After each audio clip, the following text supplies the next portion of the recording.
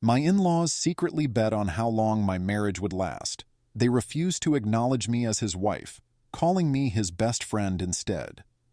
My husband Robbie, 26M, and I, 26F, got married earlier this year. It was a beautiful day, and I felt so much love and support from both sides of our family. 2 months after our wedding day, we celebrated my birthday at my in-laws' house. It was nothing major, just a dinner and a night together with me, my husband, his mom, 50s F, dad, 50s M, and sister, 22F. That is the first night I noticed them referring to me as Robbie's best friend.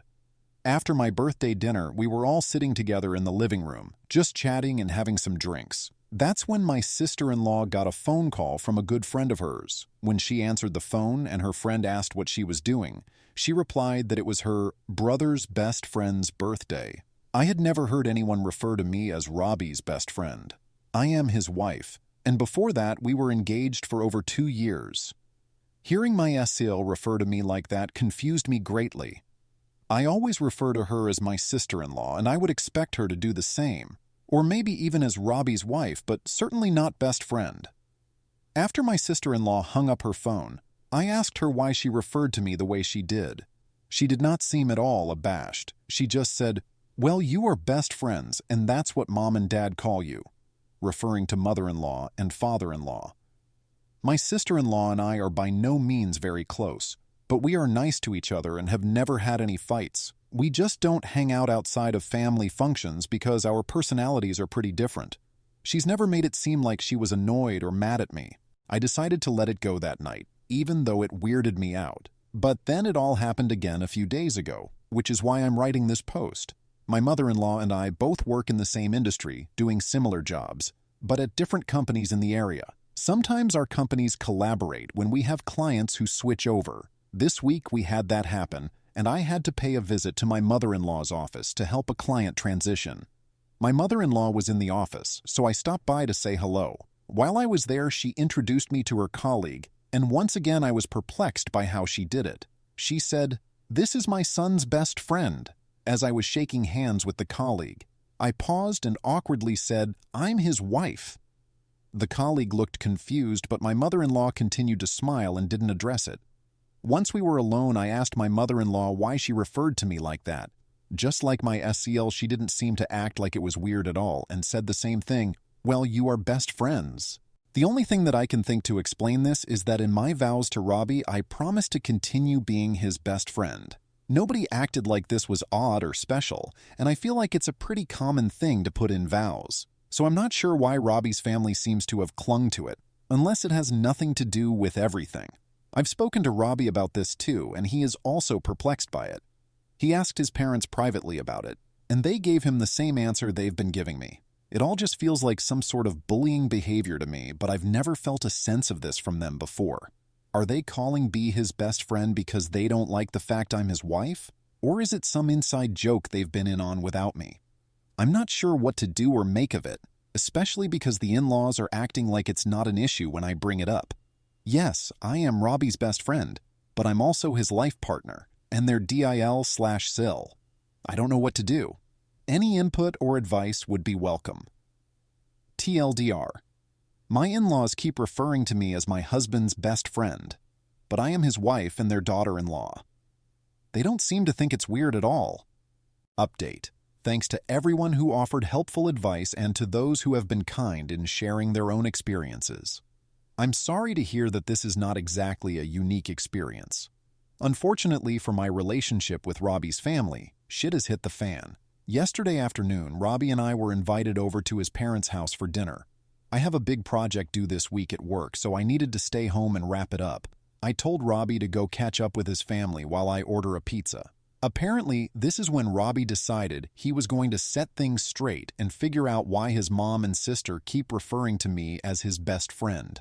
Please keep in mind that I'm telling this story based on the details that my husband has given me.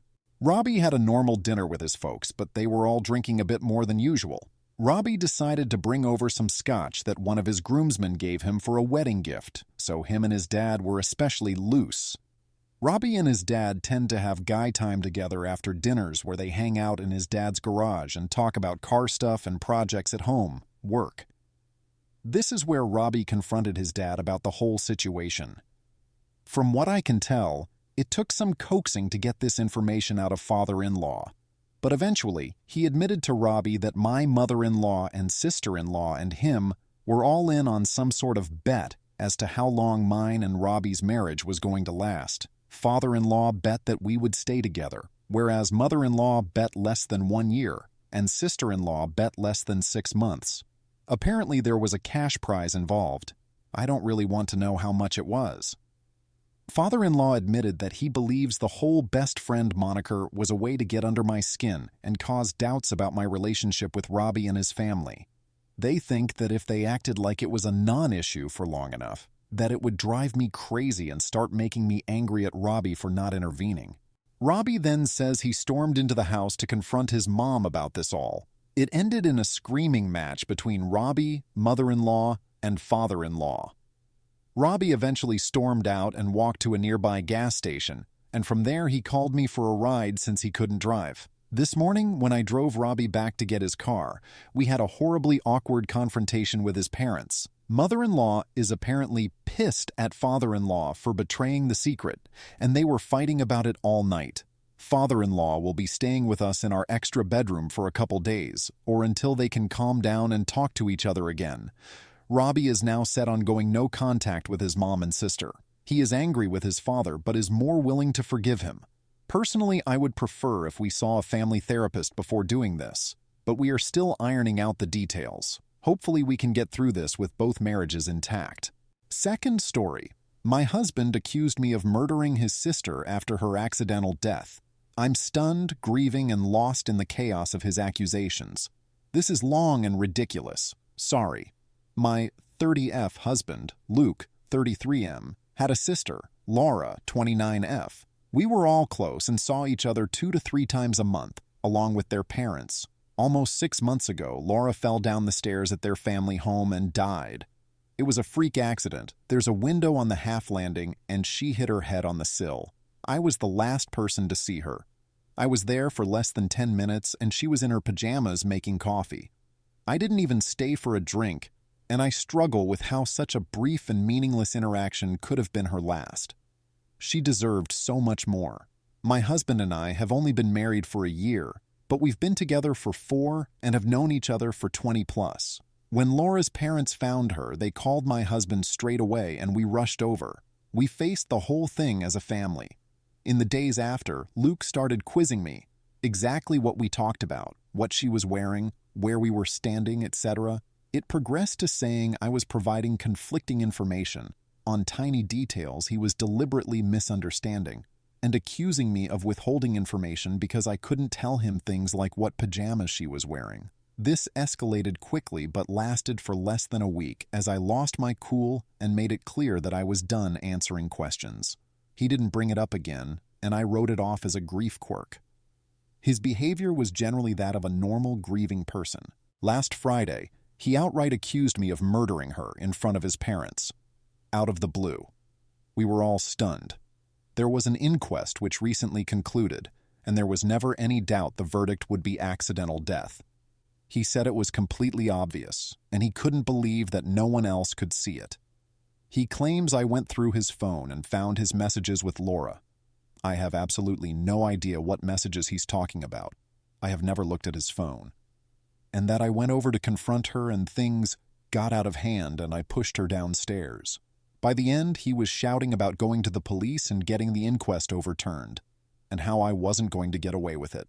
Let me be clear, Laura and I had a great relationship, we all did. I have no idea where this has come from other than these messages I haven't seen. And even then, I don't think there's anything I could ever see on someone's phone that would drive me to murder. It's just ridiculous. He's been with his parents since this happened, and will not talk to me at all. I've had some contact with his mom, but she's not being very communicative. The last I heard, she didn't know what messages he was referring to either. I am still completely stunned and I have no idea how to proceed.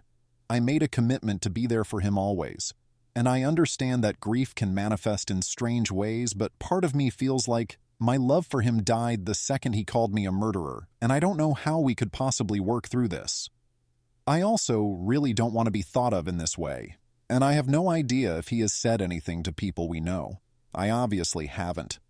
A brain tumor or psychotic break has crossed my mind, and I suggested it to his mother, and she just said she'll talk to him.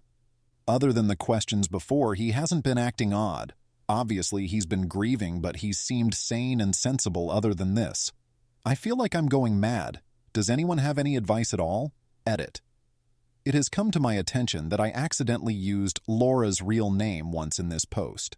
Can I kindly ask that anyone who commented "who is real name" delete their comment, as I really don't want this to bleed into my real life, for obvious reasons.